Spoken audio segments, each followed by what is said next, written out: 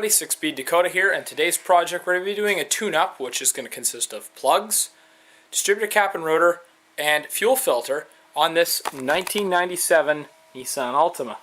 The other thing I'm going to do is check the air filter because I kind of forgot about that. But anyway, it's pretty simple, straightforward. You don't have to go underneath for anything, and it's just that easy. So let's get started. So first things first, let's check the air filter. There's one down there. There's 4 clips. And looks a little dirty. But I can still see the light through it with these, so we're okay.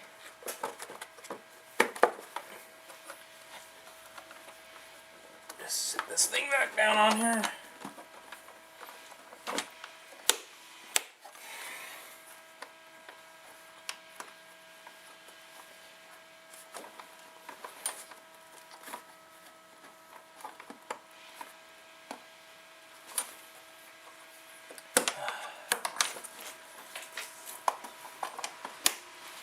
Go. Just do up the clips. Alright, so now that we're done that, we're going to move on to the fuel filter. Alright, so the fuel filter is really simple, but first thing is you got to locate the fuel pressure regulator, which is this guy right here with a vacuum line on it. Then what we do is we pull the vacuum hose off, and we're going to suck on this and hold vacuum on it for maybe 30 seconds, and that'll clear the fuel pressure in the fuel rail. Alright, so we notice when we come back here, here's our fuel inlet line, and way back there is the fuel filter. Now it's pretty simple. There's just a clasp here that it sits in, and there's 2 clamps, one on the bottom, one on the top. So what we need to do is we need to undo these clamps and pull it off. Here's the fuel filter. I've already gotten this top clamp off. Now I gotta somehow work the hose off, which is a real pain, but looks like this thing's been on here for a while. Now it will dribble some fuel, so be aware of that. And all over my arm. Okay, so now what we need to do is remove the bottom clamp, which you can't really see, and it's real hard to get a screwdriver down in there, but if you pop it out of the bracket and kind of twist it a little bit, makes it a lot easier. And really unscrew this clamp, because when you spread the clamp, the barb on the fuel fitting is quite large. I wish they made it a tad more accessible, but could be worse.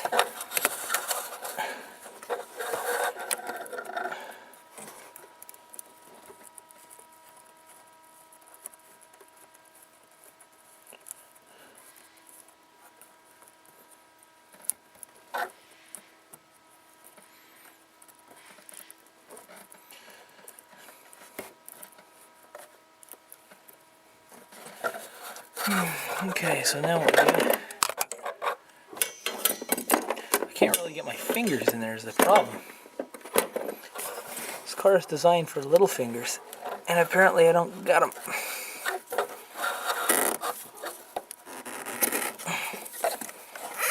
There we go. Just give it one good pull, comes right off, and it's dribbling fuel everywhere. Alright, so we take the new filter. There's a little cap on each end, and it'll, so you take the bottom cap off and you slide the bottom line on.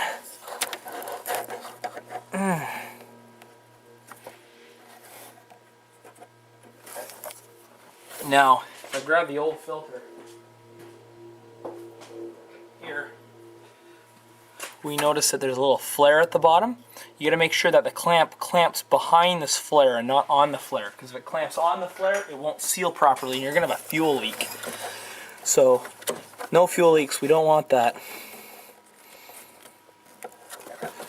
So definitely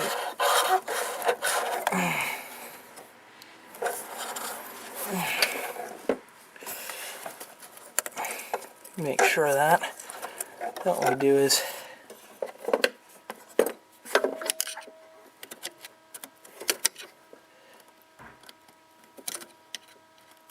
tighten tighten up the clamp somehow.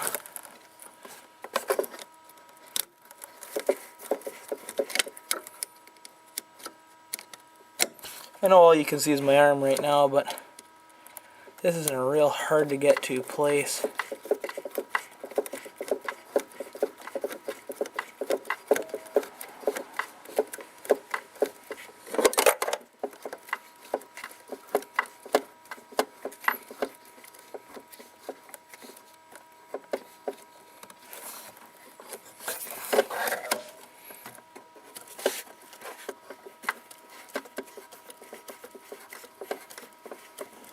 So do the clamp up all the way until it bottoms out. It's a special style fuel injection hose clamp, so it doesn't really care if you tighten it all the way down. Now we sit the fuel filter in its correct bracket, and then we pop the top cap off, and then we place the fuel line back on it and slip the clamp over top, which looks like it's going to put up a fight too.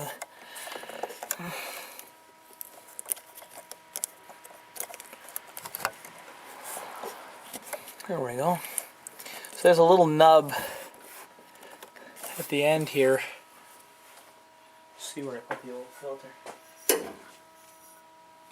At least on this one there is. The little shoulder that you don't want to put the line any further than that. Same principle applies. You want to tighten the clamp before the barb.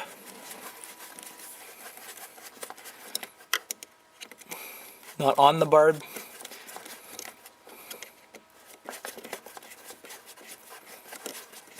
Now keep in mind, you're probably going to have to cycle the key a few times before trying to start this engine, because you've basically emptied the entire fuel rail and the filter and everything else. You're going to have to prime it a few times.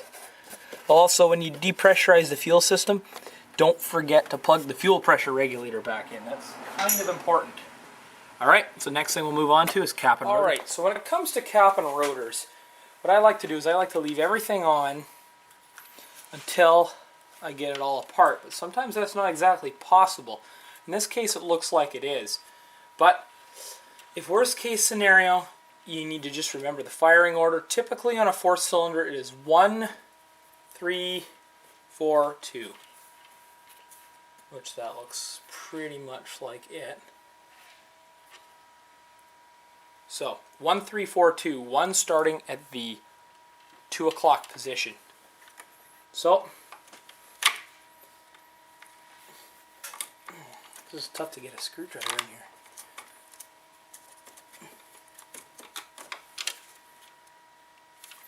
I think I got a stubby here. Actually, I got a shorter Phillips, but I don't think it's the right size.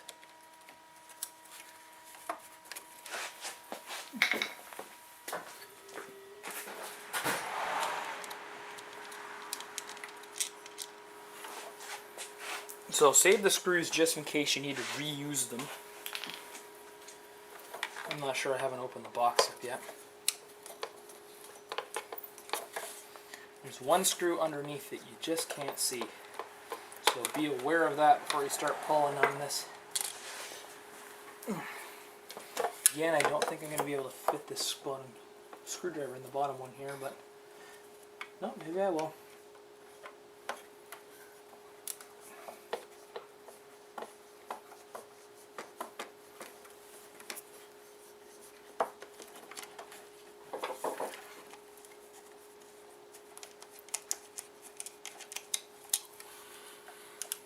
So there's our cap.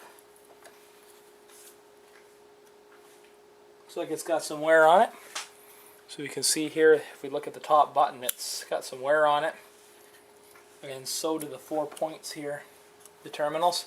So we're just going to set the cap aside. Actually, these wires are actually marked with the cylinder numbers on them. Now be aware that some of these rotors are held on with a screw of some sort, and it looks like this one is from the back side. So what I'm going to do is I'm actually going to bump the engine with the distributor unplugged to spin it around. because the screw is on the back side of that rotor.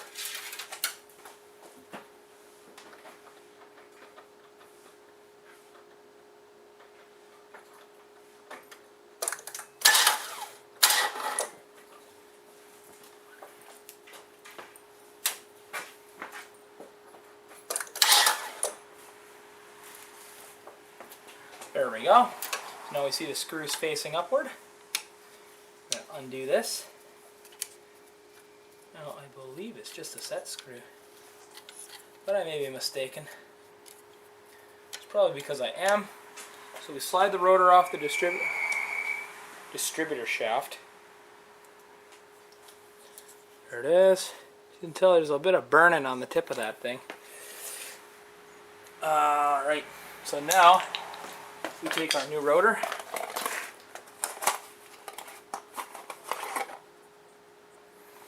and note that it does have a new screw on it. This is a Beck Arnley rotor, made in Japan, so we know it's good.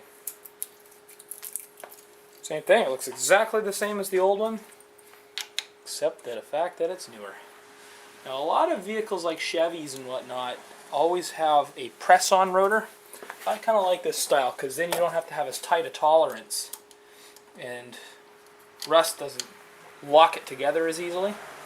So I'll just turn this guy down here, snug her up, and make sure it's securely in place. Now we're going to put the new distributor cap in.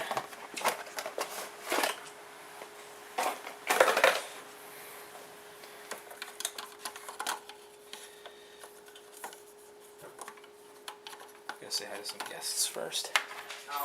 Alright, so now we put the rotor on. So this little post here, right there, that's the ignition coil post. It sits in this little hole right here. And then we throw the screw in there. Now this comes with new screws as well. Whatever you do, don't forget to plug the distributor back in. The reason we unplug the coil for bumping the engine is because the coil doesn't typically like to discharge on its own. You want to be able to discharge it by grounding it out. So by unplugging the coil won't charge. So you don't have to worry about discharging it. So there's the top one. Now unfortunately these don't have the slots on them, so I can't use the stubby screwdriver.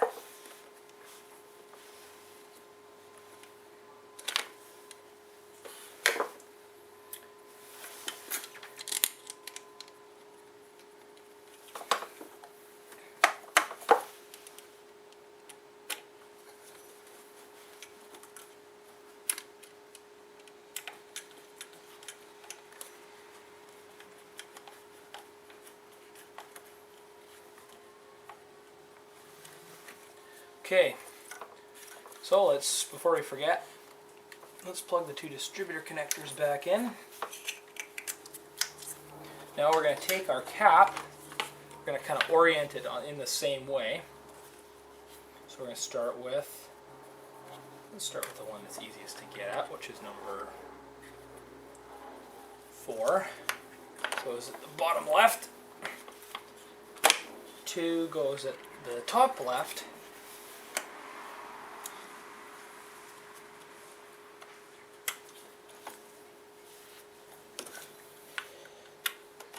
In there, and number 2, or 1, sorry.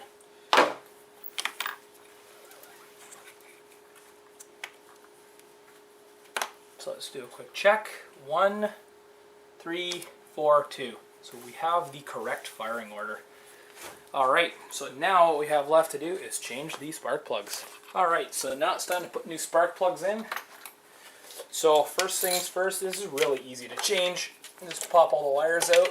Now it's really intuitive to where these wires go, simply just because this thing is so simply laid out.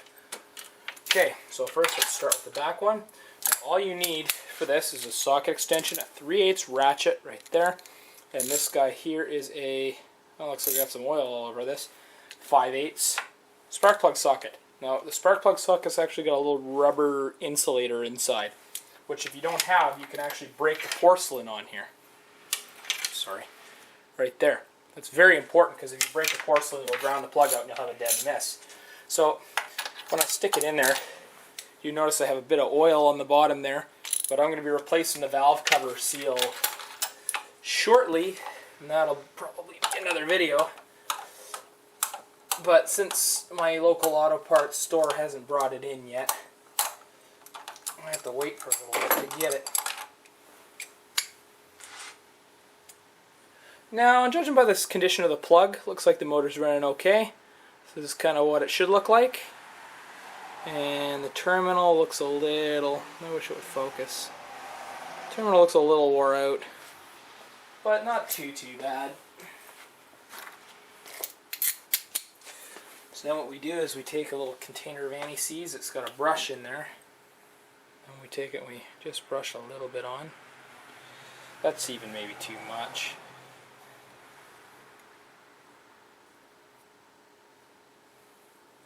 Now the thing is that when you thread something into aluminum that is steel, the dissimilar metals can cause it to bind itself together, especially with heat and pressure like spark plugs go through. It's just good insurance to install or to put some anti-seize on. Now these are what we call these are called crush gasket plugs. The other style are taper seat. Now the thing with a crush gasket is that once you get it to the bottom, you want to turn it about 2/3 of a turn until it's snug. That'll crush the gasket. It'll seat the plug properly. Okay, same thing, so loosen.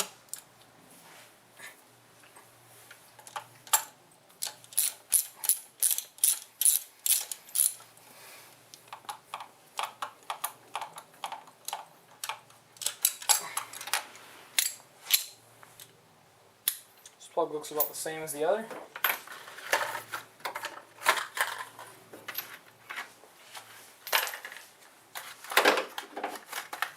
Nice thing about this car is there's only one engine option, so it's quite easy to order things like spark plugs. So again, just put a little bit of anti-seize on the plug threads. You don't have to spread it all around either. When you thread it in, the threads will distribute the anti-seize cleanly throughout all of it.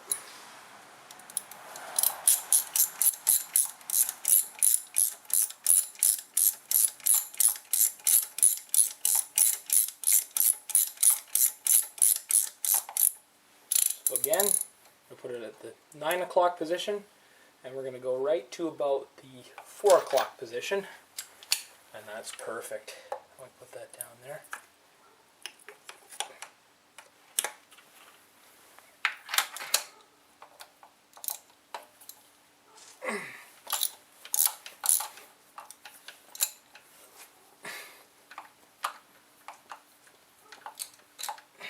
This car is actually really easy to work on. So there's a little bit of oil and stuff on this one too. The valve cover is actually not leaking externally, but the problem with these Hemi style heads where the plugs go through them is that the seals can go in them.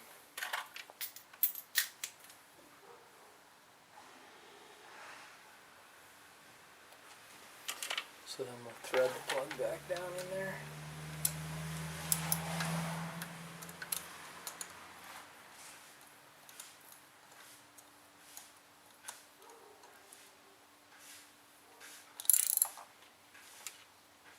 There we go. Don't over tighten these, especially with a head that's got especially with an aluminum head, because you can strip the hell out of it really quickly, and then you'll be cussing. And we don't like cussing here in my garage.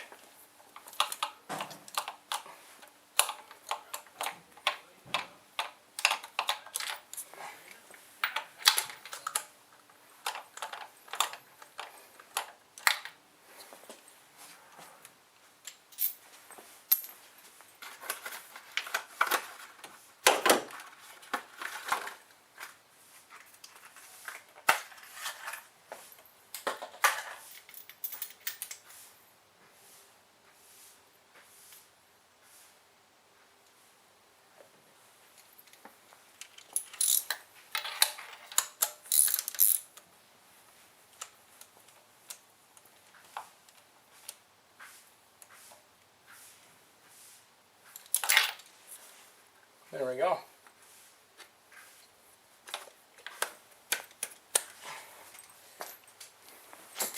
Make sure all our wires are nicely seated. Alright, start her up. This car's actually kind of nice, really good shape. It's only got 133,000 kilometers on it. I just hate that little dinger thing.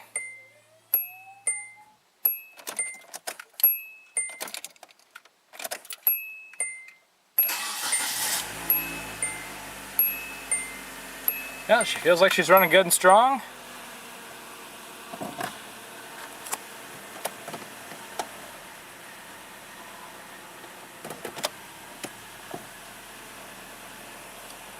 All right.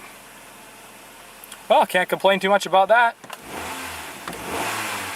She's running nice and smooth. All right. So, let's shut it off before I gas myself in here. That's all there is for doing a tune-up on a 97 Nissan Altima. Now, if you need to replace the plug wires, go ahead and do so. In this case, they're in okay shape.